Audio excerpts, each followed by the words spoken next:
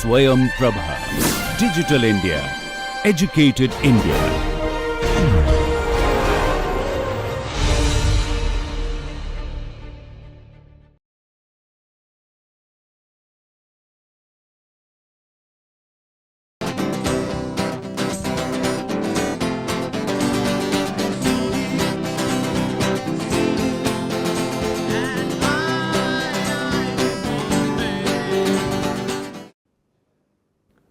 Hi everyone, how are you doing? So you remember what we were discussing in the last class? We were trying to discuss the problems basically with the alkyl halides. We have seen that alkyl halide is truly one of the most difficult partner we have in the carbon-carbon bond formation reaction. The problem with alkyl halide is simply they do not want to give the desired product. If you take an alkyl halide, the metal complex of course, which is in a lower oxidation state will oxidatively add to the carbon halide bond into the alkyl halide, will give let us say palladium 0 will give palladium 2 plus oxidative addition complex, but as we have seen in the last class subsequently it will undergo or it may undergo a beta hydride elimination giving rise to the olefin as the side product. Once beta hydride elimination is going on, the desired carbon-carbon coupling product using alkyl halide as a starting material is going to be questionable. So, mainly the beta hydride elimination is one of the problem that we have seen in the last class.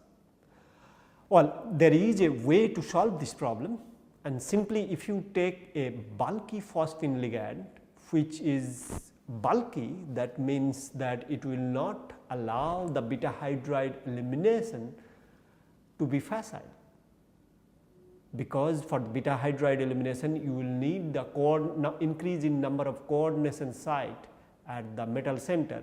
If the ligand is bulky, such process such as beta hydride elimination will be somewhat retarded, right. So, by having a bulky phosphine ligand, one can think of reducing the beta hydride elimination product formation, so to speak, the olefin formation from alkyl halide, and therefore, alkyl halide can gives rise to the desired carbon-carbon coupling product. We have seen that alkyl coupling in the last class, like Suzuki coupling involving sp3 carbon center, sp3 alkyl halide and sp3 alkyl boron reagent that was using to give the long chain alkane product. At the same time, such method is not really valuable or not really useful for secondary and tertiary halide. Such palladium and let us say tricyclohexyl phosphine reactions are good for primary alkyl halide, but secondary alkyl halide what happens, these reactions are really terrible. That is mainly due to the fact that the oxidative addition into alkyl halide is occurring by SN2 mechanism. As you know, for oxidative addition into any alkyl halide, aliphatic any other aliphatic substrate or even aryl halide, we have 3 different mechanism possible: SN2 reaction, okay, of course, radical reaction and concerted processes for oxidative addition. Often for alkyl halide we have this SN2 reaction. That means, if you are having the carbon bromide bond, that carbon center where bromine is associated with the substrate, over there we will have a inversion during the during this oxidative addition. So, if that is happening, you can imagine that secondary and tertiary halide will not undergo such SN2 reaction, and that is the main reason why secondary and tertiary halide are problematic substrate for Suzuki reaction or for any usual carbon-carbon bond formation reaction involving palladium. Well, we have shown that also with a suitably designed substrate where alpha carbon and beta carbon are having 2 deuterium, 1 deuterium each, and once we are doing oxidative addition to this alkyl halide, we have seen the inversion in the alpha center. Now, as we are trying to discuss that there is a way out to incorporate the secondary and tertiary halide, and what is that? Well, we need to change the reaction mechanism. We cannot rely on palladium catalyst to do this thing, because it relies on a SN2 mechanism for alkyl halide to undergo oxidative addition. On the other hand, if we take a different metal such as nickel, which promotes or which prefers a radical pathway due to its mainly due to its electronic configuration. If you look at with the nickel, a lot of reactions are indeed radical in nature. What we can then expect that both primary, secondary and tertiary halide can participate into the carbon-carbon bond formation reaction. Indeed, not only that, although it is a radical reaction, with a suitable ligand, with a chiral ligand, we will be even able to control the carbon-carbon bond formation in a stereo control fashion.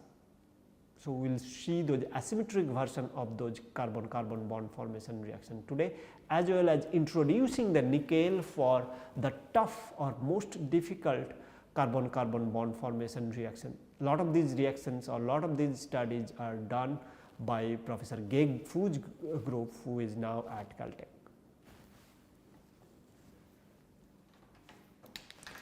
So, most difficult reaction we are trying to see the better solution along the line while using the aliphatic substrate. Okay.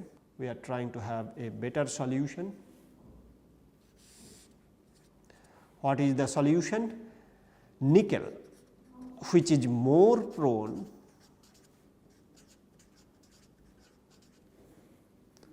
to react with electrophile via radical pathway.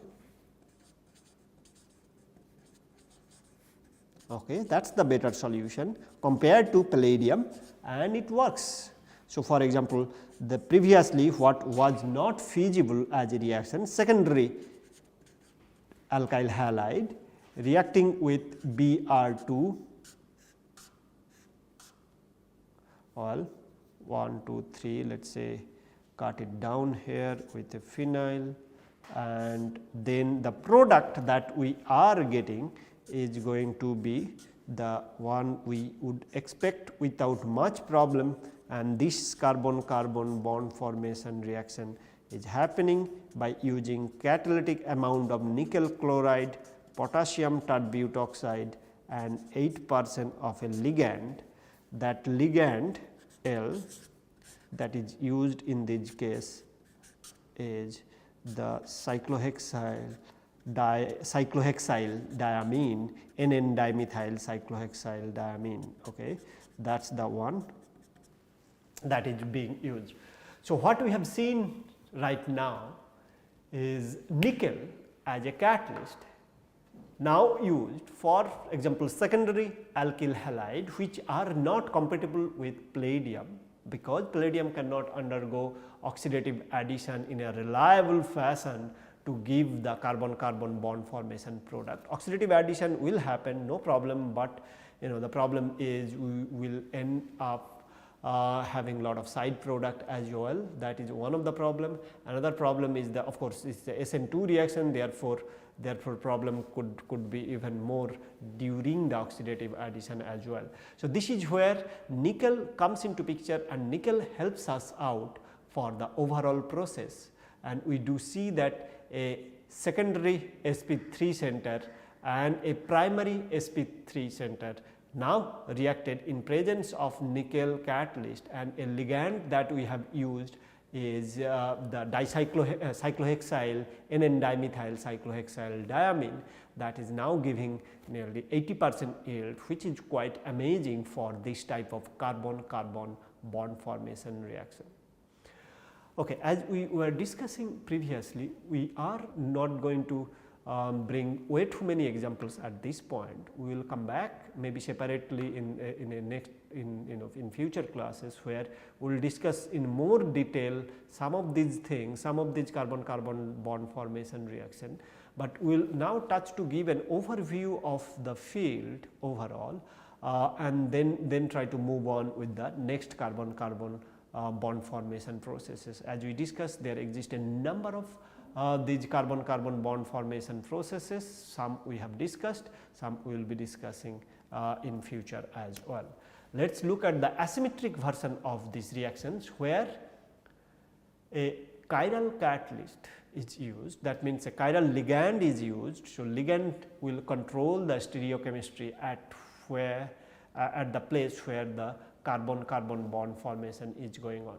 Once again, nickel we will be using as a catalyst, and although these are radical mechanism, still there will be an intermediate from which of course a radical intermediate will be formed, from which phase of the radical this nickel catalyst join or form the bond organometallic complex that determine the stereochemistry into the product formation. Okay. Let us look at asymmetric stereoconvergent reactions.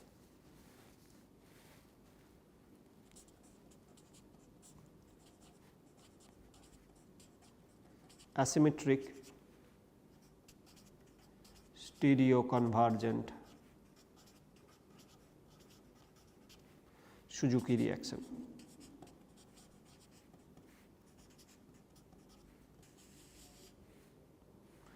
Okay, what we are starting with is a racemic compound. Okay. So, it is a 1, 2, 3, 4, 5 member ring, 1, 2, 3, 4, no, there is no carbon in between. So, this is the starting material, and we are taking this. So, this center is racemized, not a stereo center, this is a racemic center. Okay. Now, we are trying to react with a aryl boron reagent to get the product. Here once again we are using nickel as the catalyst. For example, nickel bromide we are using, potassium tert-butoxide as the base. At -5 degrees C we are taking, and the ligand, in this particular case the ligand we are using is the one developed nicely for this purpose, and that works quite beautifully to give the product that we are looking for, and in actually it gives in quite acceptable level of the enantiomer selectivity in these cases. We have these compound. Now, we have 90% EE for this compound and nearly 80% yield for this compound again. So, that is quite good, right. So, we have the product starting from a racemic one, that is most interesting.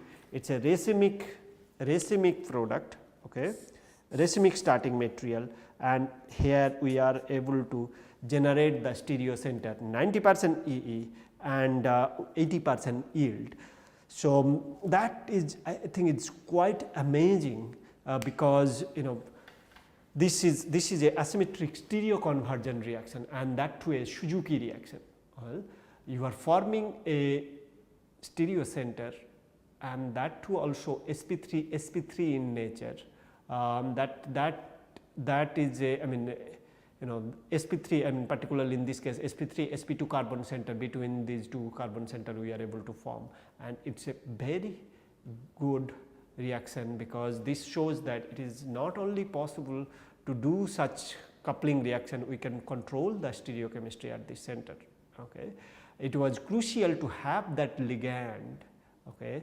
Ethylene diamine with substituted with diaryl, ethylene basically it is a ethylene diamine based ligand, but those substituent aryl substituents are quite crucial for giving good yield and as well as the high selectivity for this reaction.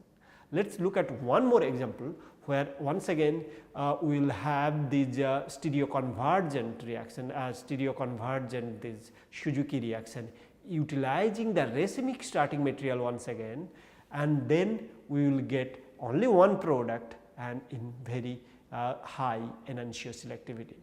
That is really a benchmark now for this kind of reaction to get this asymmetric reaction going starting from a racemic material. We will come to that how that might will be forming.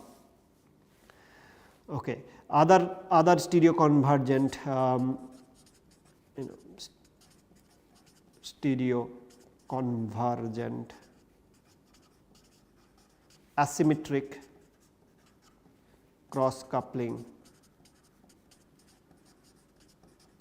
reaction. Okay. There are nowadays plenty of reports are there where we can do that. So, you can take basically now a organozinc reagent. Okay.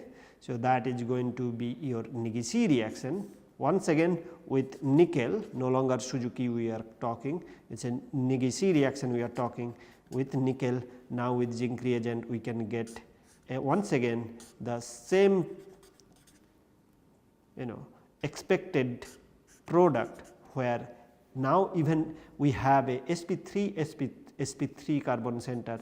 This is the asymmetric center that will be generated. The selectivity is 20 to 1 and 95%, that is the regio selectivity 95% yield and 85% EE. Wow, that is amazing. And what we have over here is a pi box type of ligand,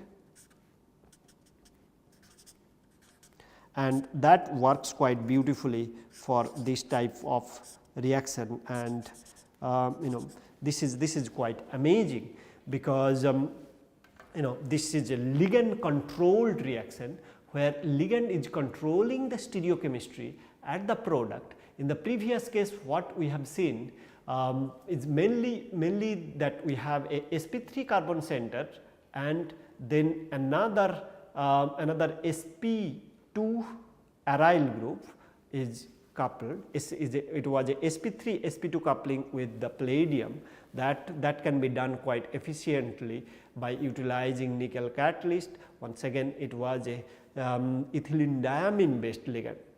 Now, over here what we have right now seen is a Nigisi reaction using zinc as the reagent. Now, in this reaction once again nickel is used, but we are even able to achieve sp3 which is again even much more challenging than any other carbon-carbon bond formation reaction. We are able to do the sp3 carbon-carbon bond formation, as we have discussed why sp3 carbon centers are challenging. First of all, oxidative addition could be problematic, because the mechanism is different. Usually it is a radical mechanism, and then most importantly some side product formation can also happen during oxidative addition or transmetallation reaction. Once after the oxidative addition or transmetallation, still beta hydride elimination is feasible. So, alkyl partner can undergo olefin formation rather than going for the carbon-carbon bond formation. Despite having all these problems, this nickel catalyst, what we were able to show that it can form the product under the Nigisi reaction condition, where zinc is used as a one of the coupling partner. By after having that reaction, as if it was not sufficient, we can also have even the stereo center controlled with the help of the ligand. Well, that's got to be amazing, because to have the sp3 carbon center first of all in a non-asymmetric fashion is also very challenging task. After having that, we can control the stereochemistry, get the asymmetric center in a set in a correct fashion, that is quite interesting. And for this purpose we needed a tridentate ligand, usually known as these are oxazoline based of ligand, not the pi box, sorry. And once we have that, we can go for the stereo center setting quite nicely. With the right optimization, we see that it gives the product in good yield and very high enantiomer selectivity. So, in this part what we have seen is the carbon-carbon bond formation reaction. Mainly we were initially discussing the palladium catalyzed reaction. Palladium still remained, I guess, undisputed king for this carbon-carbon bond formation reactions. Nevertheless, other metal can chip in, can be of great help. We did not discuss too much of different metals like cobalt, ruthenium, rhodium, iridium, all other variety of metal that will be helpful for this reaction, even iron. But we have seen just a glimpse of nickel, what nickel can do if given a chance. That nickel can solve some of those existing problems that we face in the literature, and the main problem that we were discussing is to participate or is to make sure that sp3 carbon center is participating during this reaction, and that can be done by a radical fashion.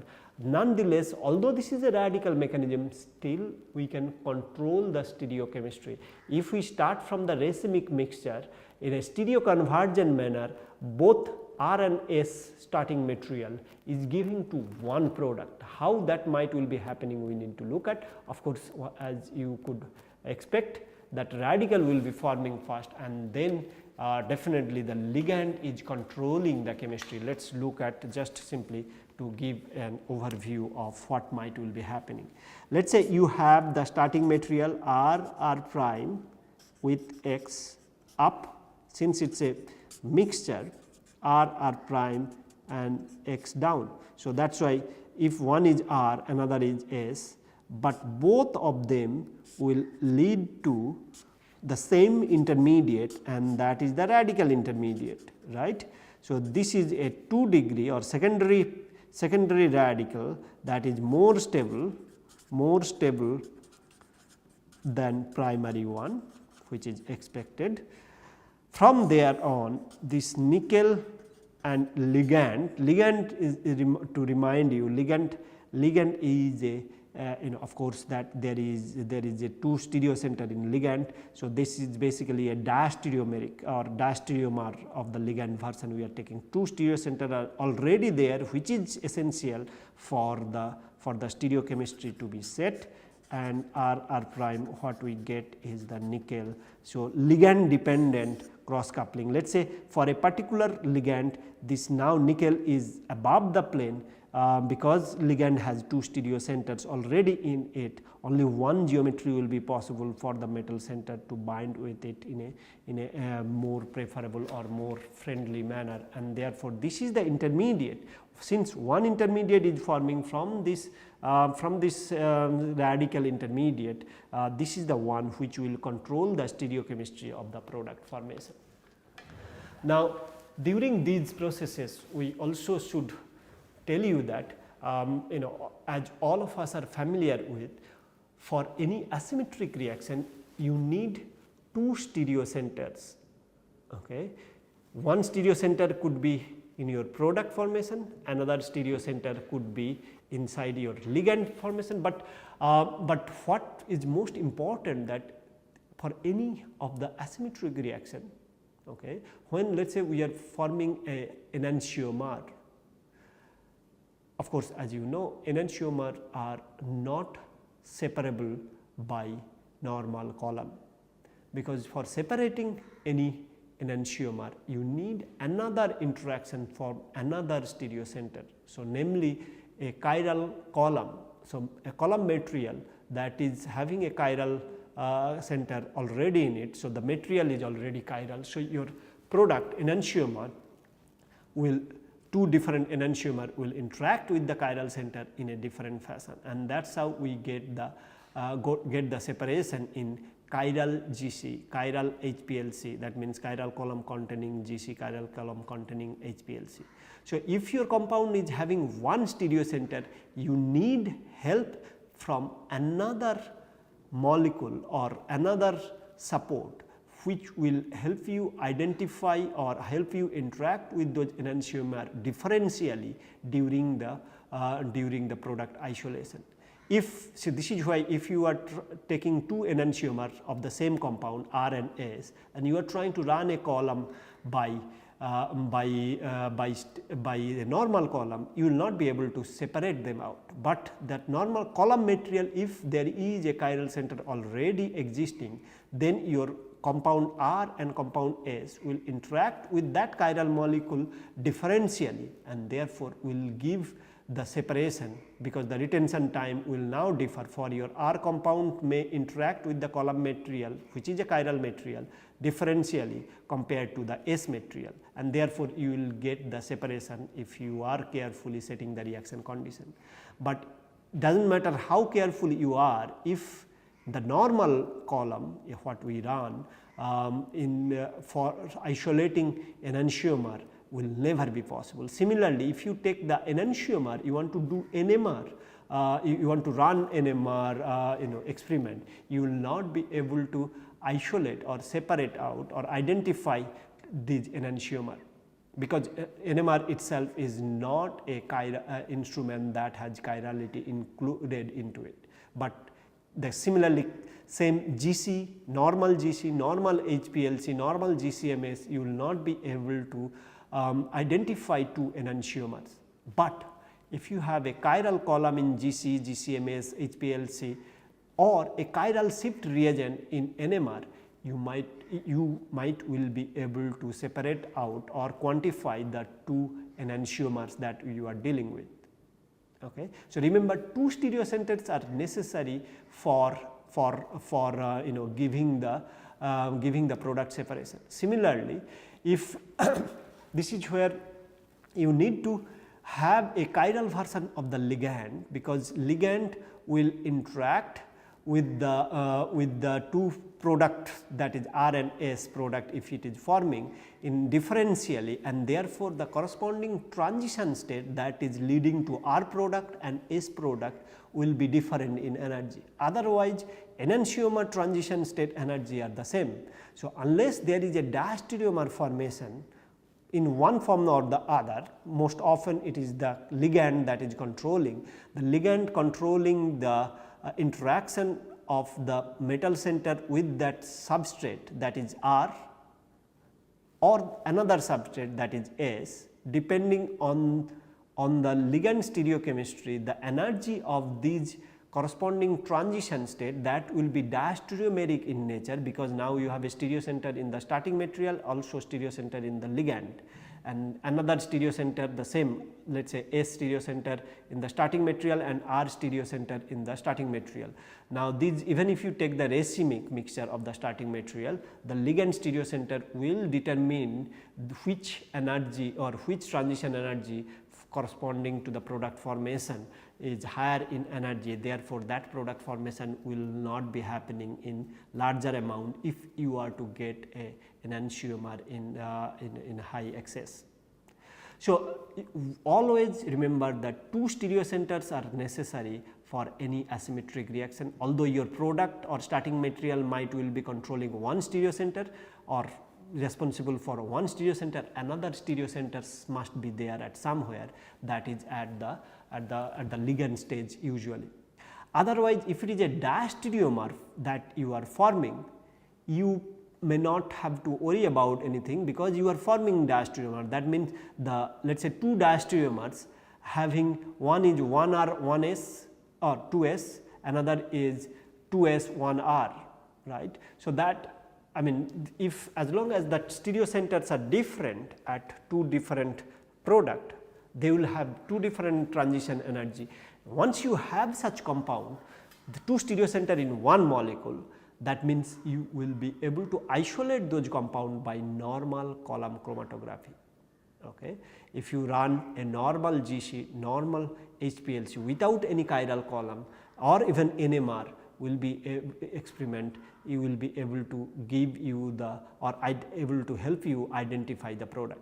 So, enantiomer are not separable by your column, simple column or simple instrument like NMR, GC, HPLC, but enantiomers are separable if you have another help from the GC column or HPLC column, or if there is a chiral shift reagent in the NMR. Okay. Similarly, on the other hand, the diastereomers are separable by normal column because two stereocenters are already there, you do not need any help. This diastereomer can be isolable or separable by in GC or in HPLC without any chiral column, you should be able to do that. Okay. We will discuss these or their relative energies of different enantiomers and diastereomers, what are the requirement on a different class.